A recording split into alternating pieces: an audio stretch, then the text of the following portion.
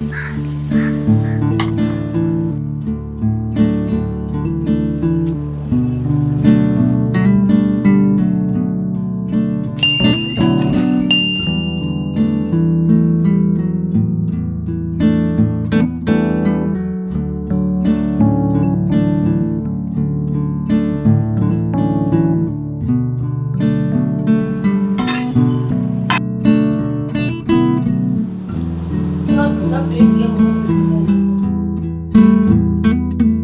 Everyone, good morning, नमस्ते and welcome welcome back to my new vlog. तो ये जो वीडियो है वो कल के वीडियो के जस्ट आगे का है। तो मॉर्निंग में घर के मेरे जो बेसिक काम थे वो सारे हो चुके थे, और कल के वीडियो में मैंने आपके साथ में अपनी जो फुल हाउस क्लीनिंग की रूटीन शेयर करी थी, जो कि मैं टारगेट लेके चलती हूँ 60 मिनट का।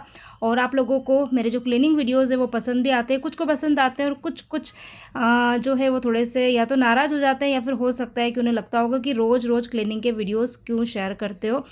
तो वही है कि जो मेरी ऑडियंस देखना पसंद करेगी ज़्यादातर, तो मुझे वही चीज़ें शेयर करना पड़ेगा। और ऐसा कुछ नहीं, बीच में बहुत सारी नई नई चीज़ें और काफ़ी अच्छी चीज़ें मैं शेयर करती रहती हूँ। बस आप मेरे चैनल को अगर डेली वॉच करेंगे तो फिर आपको कुछ ना कुछ नया देखने मिलेगा। तो चलिए करते हैं आज के वीडियो की शुरुआत। तो यहाँ पर घर के मेरे बेसिक काम तो हो चुके थे, अभी चल रही है यहाँ पे लंच की तैयारी। और लंच में बनने वाला है बहुत ही स्पेशल हमारे राजस्थान का ऑथेंटिक खाना। और वैसे ही विंटर की रेसिपी है, लेकिन अभी बारिश का मौसम है, तो कंटिन्यूस जब बारिश होती है ना तो मौसम यहाँ पर काफ़ी ठंडा हो जाता है मुंबई में। और हाँ, एक सवाल बार बार पूछा जाता है कि आप कहाँ से हो, आप कहाँ से हो, आप कहाँ से हो। तो वही है कि जो नए लोग जुड़ते हैं उन्हें पता नहीं होता है। तो बेसिकली तो मैं राजस्थान से हूँ, उदयपुर से हूँ। लेकिन अभी हाल फिलहाल में हम लोग यहाँ नवी मुंबई में रह रहे हैं, और बाकी एग्जैक्ट जो जगह है, एरिया है, लोकेशन है, वो तो मैं नहीं शेयर कर पाऊँगी, क्योंकि ये है कि सोशल मीडिया प्लेटफॉर्म है और सारी चीज़ें शेयर करना सही नहीं होता है।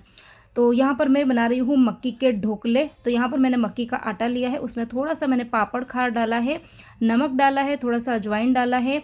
और जो साबुत धनिया होता है ना, उसको मैंने मिक्सी के अंदर थोड़ा सा दरदरा पीस लिया था, वो मैंने डाल दिया। और थोड़ा सा तेल का मोयन डाला है। तो ये तीन चार चीज़ें डलती है। और उसके बाद में आटा लगाएंगे। और आटा लगाने से पहले यहाँ पर इनको ना स्टीम करके बनाया जाता है। वैसे जो राजस्थानी लोग होंगे उन्हें तो ये रेसिपी पता होगी, लेकिन जो नए लोग हैं ना, उनके लिए मैं ये शेयर कर रही हूँ। तो यहाँ पर मैंने वैसे इडली कुकर में इसको मैं स्टीम करती हूँ, लेकिन जैसे बहुत सारे लोगों के पास में ना इडली कुकर नहीं होता है, या कुछ भी रीज़न हो, तो आप है ना इस तरीके से कढ़ाई में भी बना सकते हो। अंदर मतलब आप थोड़ा सा पहले पानी डाल दो, और फिर कुछ भी आप नीचे जो साँचा है वो रख सकते हो, नहीं तो कोई भी बड़ा कोई प्लेट या कटोरी या जो भी हो बड़ा बर्तन वो रख के। और इस तरह से जो छलनी होती है वो रख सकते हो। छलनी नहीं है तो दूध के ऊपर जो ये होती है ना प्लेट होती है होल वाली, तो वो वाली प्लेट रख के भी आप स्टीम कर सकते हो। और यहाँ पर ढोकले जो होते हैं वो अलग अलग तरीके के बनते हैं। कुछ लोग गोल बनाते हैं, कुछ लोग सिलेंडर शेप बनाते हैं, कुछ लोग जैसे टिक्कियाँ होती हैं ना वैसे चपटे भी बनाते हो। मैं बनाती हूँ जैसे कि हमारे घर में शुरू से बनते आए हैं। तो पहले मैंने इसको सिलेंडर शेप दिया, और उसके बाद में 4 फिंगर को अंदर इस तरीके से इंसर्ट करा, तो एक इम्प्रेशन अंदर आ जाते हैं। और इसका मतलब इस तरीके की शेप का रीज़न जो है वो यही है कि इस तरीके के अंदर जब इम्प्रेशंस होते हैं ना, तो ढोकले जल्दी पक जाते हैं और अच्छे से पकते हैं। तो यहाँ पर सारे ही ढोकले बनकर रेडी हो चुके हैं। बड़े प्यारे से दिख रहे हैं ना, शेप बड़ी अच्छी दिखती है इनकी। और यहाँ पर जो मैंने पानी रखा था तो अच्छे से गर्म हो गया है। तो अब ये ढोकले हैं, इसको हम रख देंगे जाली के ऊपर। और करीबन इसको आधे घंटे तक इसको लो फ्लेम पर पकाना है। जल्दबाजी नहीं करनी है, क्योंकि ढोकलों को पकने में टाइम लगता है। कच्चे रहेंगे ना तो वो खाने में अच्छे नहीं लगेंगे। और इसके अंदर जो पापड़ खार वगैरह डाला है, नमक पापड़ खार, तो बहुत ही बैलेंस तरीके से डालना है, ज़्यादा नहीं डालना है। थोड़ा भी अगर खरापन होगा ना तो जो मकई की जो स्वीटनेस होती है ना वो कम हो जाती है। तो बड़ी हेल्दी रेसिपी है।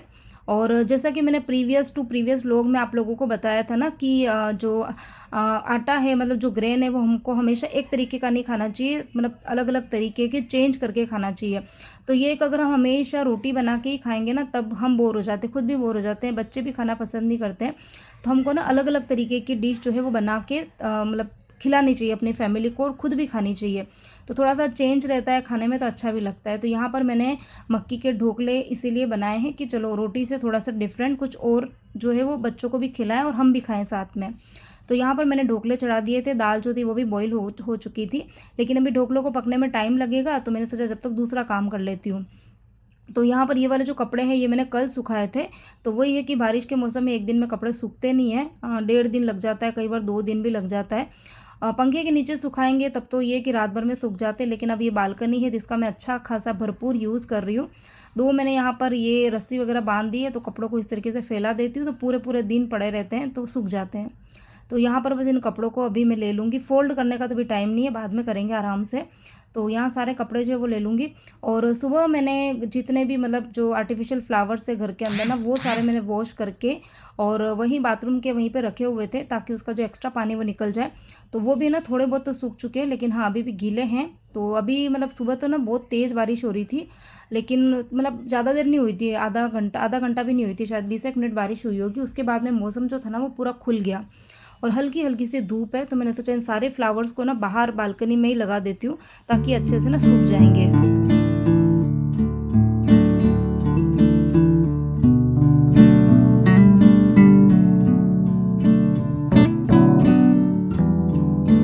और अब चलिए आ जाते हैं हमारे मेन मुद्दे पर, जो कि आज का थंबनेल है, आज का टाइटल है।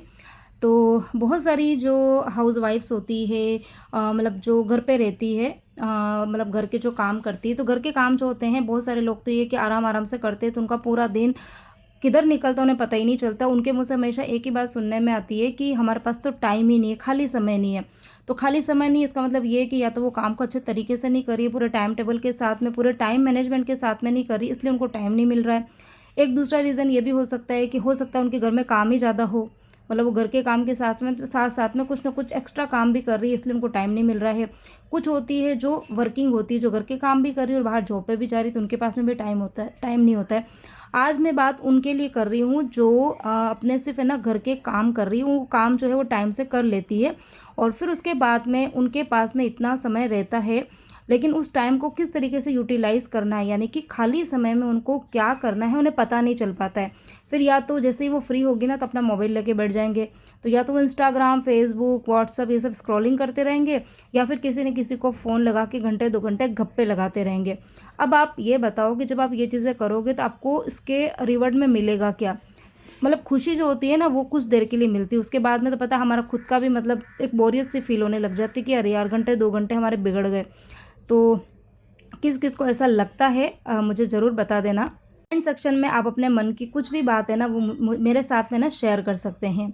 अब चलिए, अब मैं आपको थोड़ा सा बता देती हूँ कि अगर आपके पास में थोड़ा भी खाली समय है, जैसे कि अब है ना बच्चे किसी के बड़े हो गए हैं, 10-12 साल के हो गए हैं, तो ये कि सुबह के घर के काम से फ्री होने के बाद में अब उनके पास में ऐसा कोई मतलब काम नहीं होता है, दिन के 2-3 घंटे वो फ्री रहती है, तो खाली टाइम में वो क्या करें?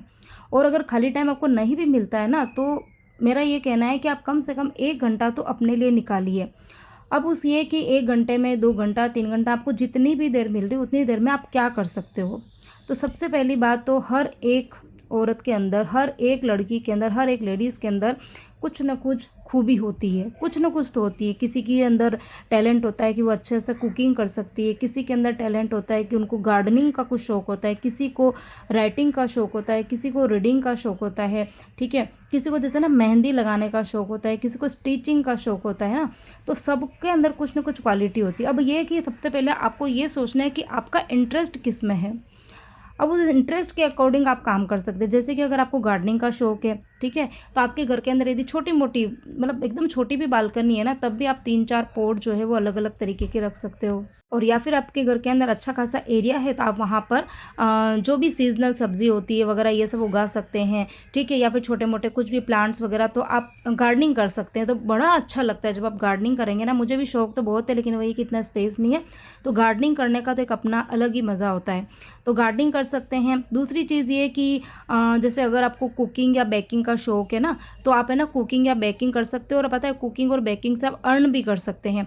अब ये कि अर्निंग के लिए मैं वीडियो कभी और बताऊंगी, वो चीज़ अभी आज के वीडियो में इंक्लूड नहीं करूंगी। जैसे बहुत सारी लेडीज़ बोलती हैं कि हमें घर बैठ के हमें भी अर्निंग करनी है, ठीक है, और ज़्यादा इन्वेस्टमेंट भी नहीं करना है, ज़्यादा पढ़े लिखे भी नहीं है, तो उस टाइम पे हम किस मतलब ऐसी सिचुएशन में हम क्या कर सकते हैं घर बैठ के, तो उसके लिए भी मैं एक अलग से वीडियो बनाऊंगी। हाल फिलहाल में तो बात करूँ कि टाइम पास के लिए हम क्या करें ऐसा कि वो काम करने के बाद में हमें खुशी मिले, हमें ऐसा लगे कि हमने चलो कुछ ना कुछ तो किया है।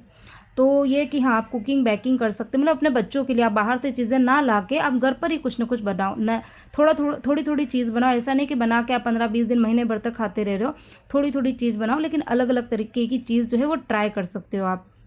और यदि आपको क्राफ्ट का शौक है तो आप अच्छी-अच्छी क्राफ्ट की चीज़ें बना के आप अपने घर को ना डेकोरेट कर सकते हो। यदि आपको मेहंदी का शौक है, ठीक है, लेकिन ये कि हाँ, हम शादी से पहले तो अच्छी खासी मेहंदी लगा देते थे, फ्री रहते थे, लेकिन शादी के बाद में अब हमको टाइम नहीं मिल पाता है। तो ऐसा कुछ नहीं है, जब आप फ्री रहते हो ना तो आप एक एक रजिस्टर बनाइए ऐसा, और आप उसके अंदर है ना नई-नई डिज़ाइन की आप प्रैक्टिस कर सकते हो। ठीक है, आजकल क्योंकि पहले के टाइम पे अलग-अलग तरीके की मेहंदियाँ निकल लगती थी, अब है कि बहुत अच्छी चीज़, बिल्कुल डिफरेंट तरीके के ना डिज़ाइंस जो है वो चलने लग गई है। तो आप है ना यूट्यूब के ऊपर, इंस्टाग्राम के ऊपर बहुत सारी डिज़ाइंस है, तो उनको देख के आप है ना प्रैक्टिस कर सकते हो। ठीक है, आपको स्टिचिंग का शौक है तो आप अपने खुद के, अपने बच्चों की कुछ भी छोटी मोटी चीज़ें अगर स्टिच करनी है तो वो काम आप कर सकते हो। ठीक है, अब एक चीज़ और मैं आपको बोलूँगी कि बच्चे देखो ये कि घर के अंदर होते हैं, अब हम क्या करते हैं, उनको पढ़ने के लिए ट्यूशन भेज देते हैं। ठीक है, ट्यूशन भेजने के दो कारण होते हैं, एक तो ये कि अगर आपके बच्चे आपसे नहीं पढ़ रहे हैं तो आप बाहर भेजते हैं, दूसरा रीज़न ये कि आपको पढ़ाना नहीं आता है। ठीक है, कुछ होती है ना लेडीज़ जैसे हिंदी मीडियम से पढ़ी हुई है, जैसे मैं भी हिंदी मीडियम से पढ़ी हुई हूँ, लेकिन अब आजकल जो बच्चे इंग्लिश मीडियम में पढ़ते हैं, सीबीएसई कोर्स होता है, सारी बुक्स इंग्लिश में होती है, तो उन्हें समझ में नहीं आती है। तो उस टाइम पे आप क्या कर सकते हो कि आजकल देखो यूट्यूब के अंदर तो सारी की सारी चीज़ें, आप जो कुछ ढूंढोगे आपको सब कुछ मिल जाएगी। तो आप है ना यूट्यूब से है ना बिल्कुल बेसिक चीज़ें ना सीखना स्टार्ट कर सकते हो। अब वो सीख के क्या होगा कि आप अपने बच्चों को ना एटलीस्ट थोड़ा बहुत तो पढ़ा सकते हो। बिल्कुल जो छोटे बच्चे हैं, नर्सरी से लेके 5th क्लास तक के बच्चों को तो एटलीस्ट आप खुद पढ़ा सकते हो। मैं भी पढ़ाती आई, मतलब मैं भी पढ़ाती थी अपने बच्चों को, जब छोटे थे तो मैं खुद ही पढ़ाती थी। ट्यूशन तो मैंने काफ़ी टाइम बाद में भेजा था। और अगर आपको रीडिंग का शौक है तो आप अच्छी-अच्छी बुक्स पढ़ो। अच्छी बुक्स का मतलब ये होता है कि आप जैसे मोटिवेशनल बुक्स वगैरह होती है ना, हिंदी में भी आती है, इंग्लिश में भी आती है, जो भी आपकी रीजनल लैंग्वेज है, हर लैंग्वेज के अंदर बुक्स आती है, तो आप वो बुक्स ला के रखो। बुक्स पढ़ना तो इतना अच्छा होता है, बुक्स पढ़ने से तो मतलब मोटिवेशन भी मिलता है, बहुत कुछ सीखने को मिलता है। तो अच्छी चीज़ें जो आपके पास में समय मिल रहा है, आधा घंटा, 1 घंटा, मतलब 15 मिनट भी मिल रहा है, तो 15 मिनट भी आप एटलीस्ट कुछ ना कुछ आपके जो हॉबी है, आपके अंदर जो टैलेंट है ना, आपके जो शौक है, उसके अकॉर्डिंग आप कुछ ना कुछ करो, तो आपको अच्छा लगेगा। पूरे दिन में आपने घर के जितने काम किए ना उससे आपको खुशी नहीं मिलेगी, लेकिन जो आपने 15 मिनट, आधा घंटा, 1 घंटा जो आपने अपने आप को दिया है ना, उसमें आपको बहुत खुशी मिलेगी। तो खाली समय का आपको यूटिलाइज़ करना है, उसका मिसयूज़ बिल्कुल भी नहीं करना है। तो ये सब चीज़ें थी, और अब देखो यहाँ पर जो है वो ढोकला बन चुका है, करीबन आधा घंटा हो गया था, और इस बीच में बस मैंने दाल जो थी उसको भी तड़का लगा दिया था। ढोकले के साथ में काली वाली उड़द की दाल जो है उसका टेस्ट बहुत अच्छा आता है, तो वही दाल मैंने बॉईल करी थी, तो उसका भी मैंने तड़का लगा दिया है। और यहाँ पर हमारे ये ढोकले बनकर रेडी हो चुके हैं। वैसे स्टीम के बाद में डायरेक्ट भी खा सकते हैं, लेकिन वो थोड़े से जैसे स्टीम करने से गीले गीले हो जाते हैं ना, तो मैं क्या करती हूँ, कढ़ाई में बिल्कुल ज़रा सा तेल रख के और बस उसको थोड़ा सा सेक लेती हूँ, ताकि ऊपर है ना एक ब्राउन कलर का क्रस्ट आ जाए, तो अच्छे लगते हैं। तो यहाँ पर बस मैं प्लेट लगा रही हूँ, क्योंकि बच्चे जो थे वो भी स्कूल से आ चुके थे एग्ज़ाम देकर, और अब उनको भी लग रही थी भूख, तो मैंने ऐसे ही टाइम पर चढ़ाए थे। बच्चे 11 बजे तक आते हैं ना, तो मैंने 10:15 बजे के करीब ढोकले चढ़ा दिए थे। और उस बीच में मैंने जो अभी आटा मैंने पिसवाया था ना, तो गेहूं का आटा पिसवाया था, मल्टीग्रेन आटा पिसवाया था, मक्की का आटा पिसवाया था। तो गेहूं का आटा तो ज़्यादा होता है, तो उसको तो मैंने ऐसे ही डब्बे में भर दिया था, क्योंकि वो डिब्बा बड़ा है ना, तो उसमें छलनी आ जाती है। और बाकी जो मकई का और जो मल्टीग्रेन आटा था ना, उस वो आटा कम होता है, तो वो छोटे डब्बे के अंदर भरती हूँ। तो मेरे पास में इतनी छोटी छलनी नहीं है कि मैं उसके अंदर भरूँ, और रोज़ रोज़ है ना सारे आटे को मतलब हर थोड़े थोड़े आटे को जितनी बार चाहिए उतनी बार छान के यूज़ में लेना भी थोड़ा सा डिफ़िकल्ट होता है। तो फिर मैंने दोनों आटे जो थे मक्की के, मल्टीग्रेन के, वो छान कर डब्बे के अंदर भर दिए।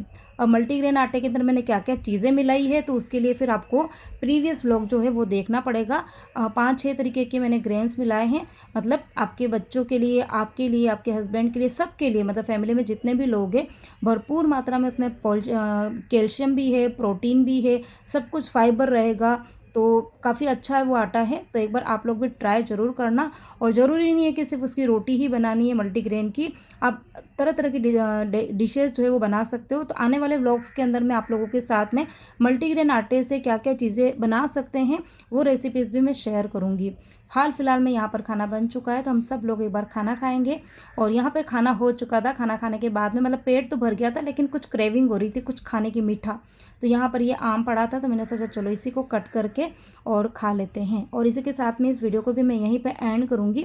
उम्मीद करती हूँ आप सभी को मेरा आज का ये वीडियो पसंद आया होगा। वीडियो पसंद आया है तो प्लीज़ वीडियो को लाइक ज़रूर करना। ज़्यादा से ज़्यादा मेरे वीडियो को आप लोग शेयर कीजिए अपने फ्रेंड्स फैमिली ग्रुप में, व्हाट्सअप, फेसबुक, इंस्टाग्राम पर। और हाँ, आप मेरी इंस्टाग्राम आईडी डिस्क्रिप्शन बॉक्स में मैंने दी हुई है, वहाँ जाके मुझे इंस्टाग्राम पर भी फॉलो कर सकते हैं। तो चलिए मिलूँगी एक और नए इंटरेस्टिंग वीडियो के साथ में। Till then bye bye and take care.